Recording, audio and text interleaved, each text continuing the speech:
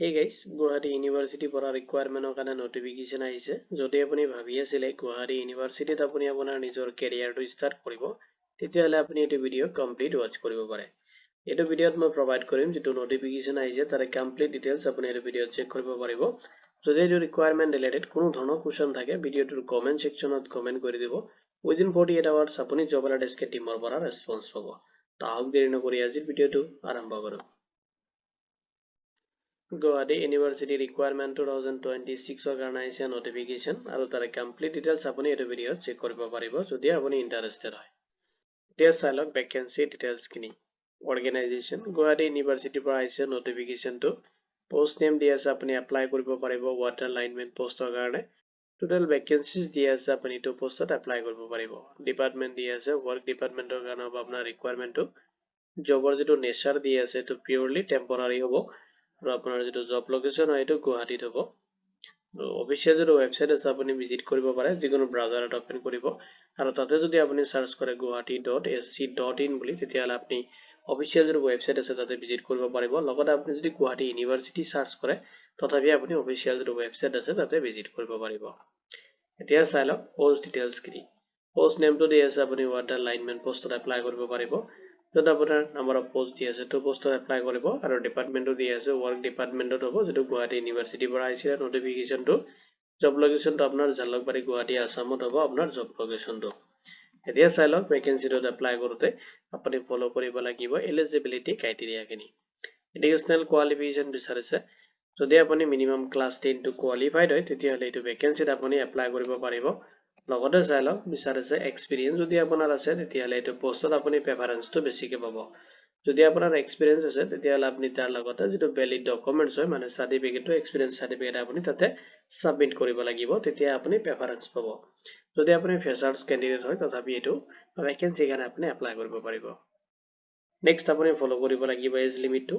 Minimum যেটো as limit দি আছে 25 years যদি আপোনাৰ মিনিমাম হৈছে আপুনি পোষ্টত এপ্লাই কাৰণে এলিজিবল হ'ব আৰু লগতে মেক্সিমাম আপুনি 40 ইয়াৰ্স লৈ কিনে এপ্লাই কৰিব পাৰিব। এতিয়া চাই লওক যেটো স্যালাৰি এণ্ড ওয়েজেস দি আছে। ডেইলি যেটো ওয়েজ আপুনি ৰিসিভ কৰিব 350 rupees কে পাৰ ডে আপুনি ৰিসিভ কৰিব। এটো ৰিকুৱাৰমেন্টত যেটো সিলেকশন প্ৰসেস দি আছে আপুনি সিলেকশন প্ৰসেসত আপোনাৰ ওয়াৰ্কিং ইন্টাৰভিউ ফেস কৰিব লাগিব। এটো ৰিকুৱাৰমেন্টৰ সিলেকশন প্ৰসেসত আপুনি কোনো ধৰণৰ ৰিটেন এক্সামিনেশন এটেম্প্ট কৰিব নালাগে। এতিয়া চাই লওক যেটো ৰিকুৱাৰমেন্টৰ কাৰণে ওয়াৰ্কিং ইন্টাৰভিউ দি আছে তাৰে শিডিউল খিনি প্ৰভাইড কৰিছে। ডেট দি আছে 6 ফেব্ৰুৱাৰী 2026 অৰ ফ্ৰাইডে দি আছে আপুনি ভিজিট কৰিব লাগিব যেটো ৰিপৰ্টিং টাইম 9 AM দি আছে আৰু ইন্টাৰভিউ যেটো টাইম দি আছে 10 AM ত আপোনাৰ ইন্টাৰভিউটো ষ্টাৰ্ট হ'ব। এতিয়া চাই লওক ইন্টাৰভিউ যেটো ভেন্যুটো দি আছে তো ভেন্যু দি আছে ৰেজিষ্টাৰ কনফাৰেন্স হল যেটো গুৱাহাটী ইউনিভাৰ্চিটি জালুকবাৰী গুৱাহাটী 781014 এইটো এড্ৰেছ আপুনি নোট কৰি ল'ব আৰু ভিজিট কৰি কিনে আপোনাৰ ইন্টাৰভিউটো আপুনি এটেম্প কৰিব যদি আপুনি ইন্টাৰেষ্টেড হয়। এতিয়া চাই লওক কেনেকৈ আপুনি এপ্লাই কৰিব। তো আপোনাৰ অফলাইন এণ্ড অনলাইন কোনো প্ৰসেছত আপুনি এপ্লাই কৰিব নালাগে জাস্ট আপুনি ওয়াৰ্কিং ইন্টাৰভিউ ফেস কৰিব লাগিব আৰু তাতে আপুনি কেইটামান ষ্টেপ ফলো কৰিব লাগিব। এতিয়া ফাৰ্ষ্টত আপুনি যেটো আপোনাৰ এডুকেশ্যনেল কোৱালিফিকেশ্যন খিনি আছে সেইখিনি সাৰ্টিফিকেট এণ্ড আপোনাৰ মাৰ্কশিট খিনি আপুনি ৰেডি কৰিব। লগতে ফটোকপি কৰিব আপুনি তাৰে অৰিজিনাল ডকুমেন্টছৰ লগতে ফটোকপি কৰিব। লগতে যদি আপোনাৰ কোনো ধৰণৰ এক্সপিৰিয়েন্স আছে এক্সপিৰিয়েন্স সাৰ্টিফিকেটটো আপুনি ল'ব যদি আছে যদি নাই এইটো নালাগে।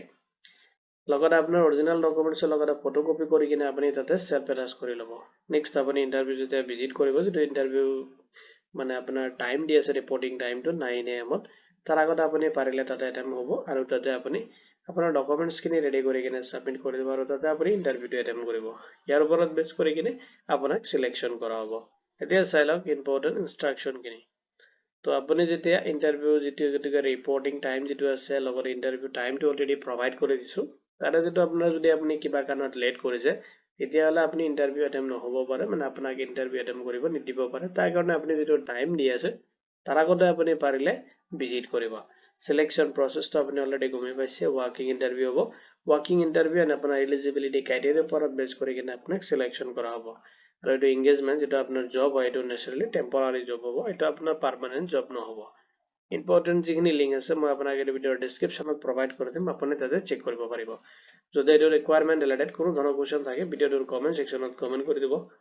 Within 48 hours আপুনি জব alert SK টিমৰ পৰা ৰেসপন্স পাব। ভিডিওটো চোৱাৰ বাবে ধন্যবাদ দি কিনে আজিৰ ভিডিও মই ইমানতে সামৰিছো। দিয়ক।